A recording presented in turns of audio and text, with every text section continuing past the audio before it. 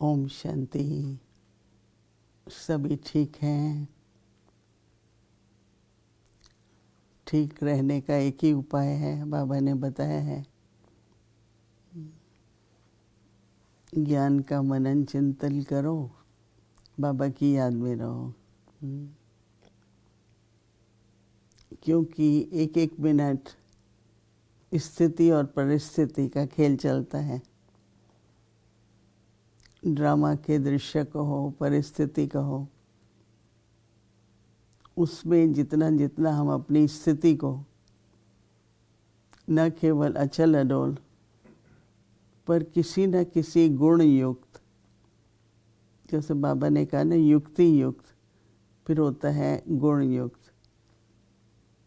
अंदर में ये दृढ़ निश्चय करते हैं, कैसी भी परिस्थिति हो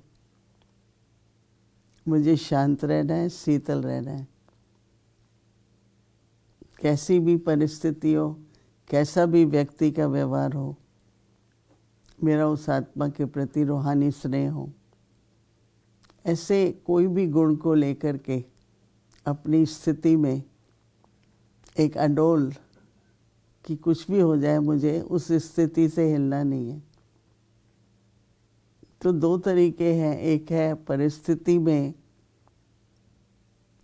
कोई भी परिस्थिति होती है तो आपके पास कई तरह की चॉइस होती है, मैं ये करूं नहीं करूं, ऐसा करूं क्या करूं।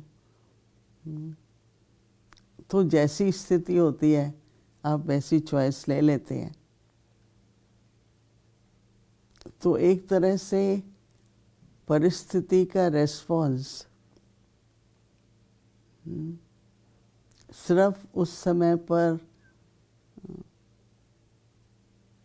ठीक है। हमको हम उदाहरण हमेशा देते ही हैं ब्रह्मा बाबा का। आश्चर्य की बात है कि उनके सामने जो परिस्थिति आई,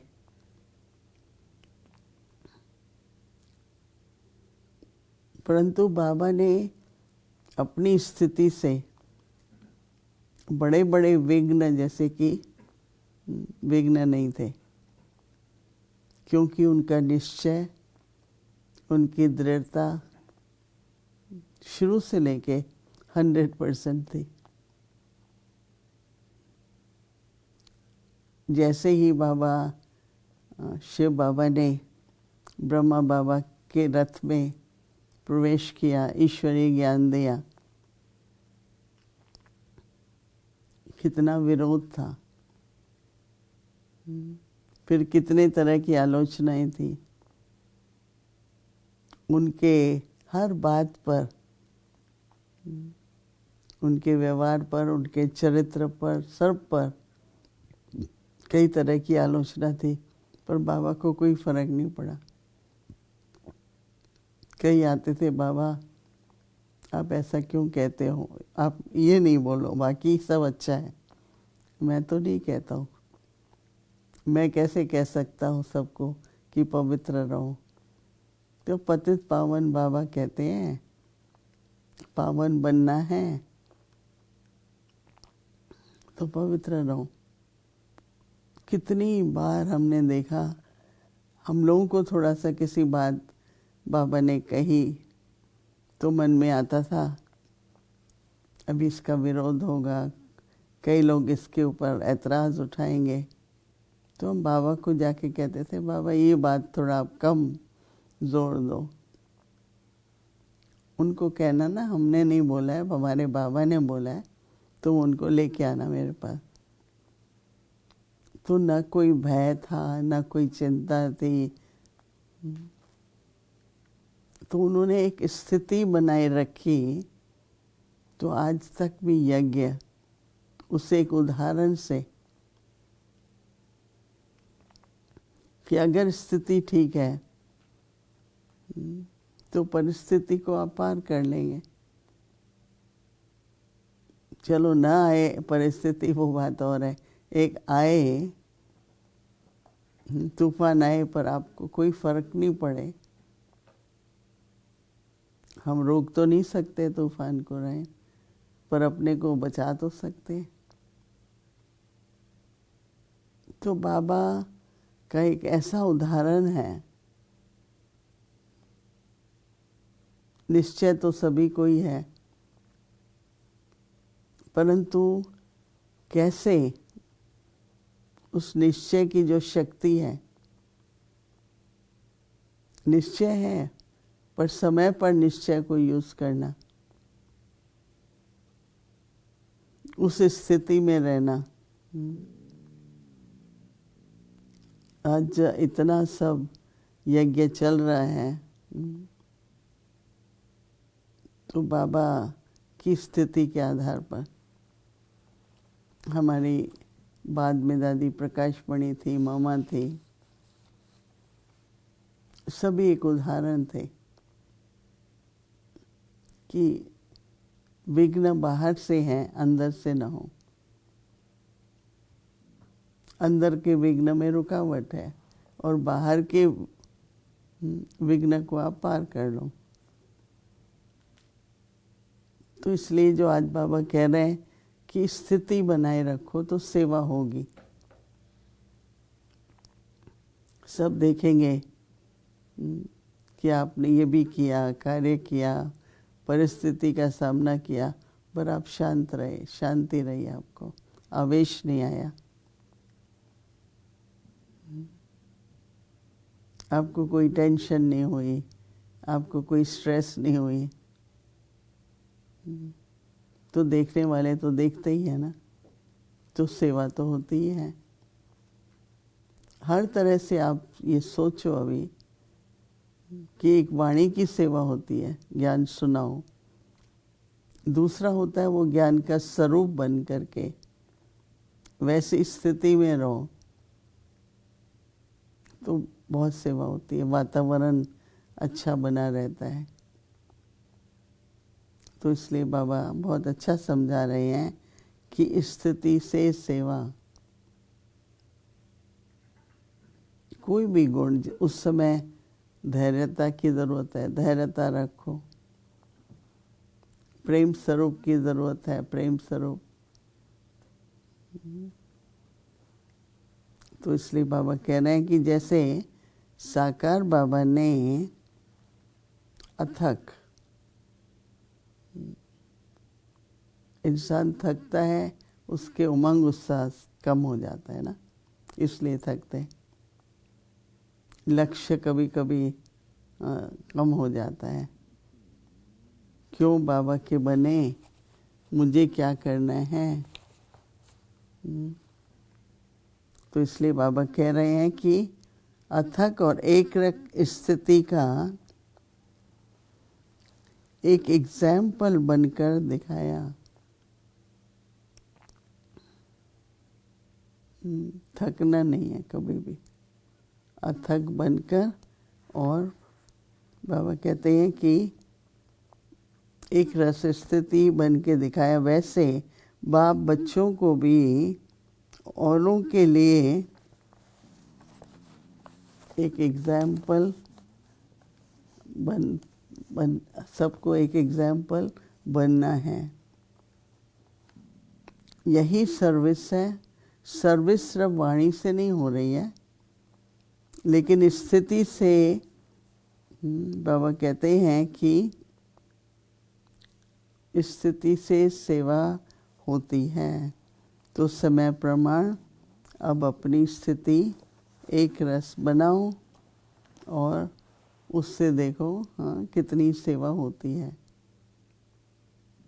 क्योंकि आजकल तो मन संसार में देखो तो कितना क्यों, कैसा होगा, नहीं होगा, कैसे होगा, क्या होगा, क्वेश्चन से भरा हुआ है। और हम लोगों का मन ठीक होगा, बहुत अच्छा होगा, ज़रूर होगा, बाबा बैठा है, नहीं?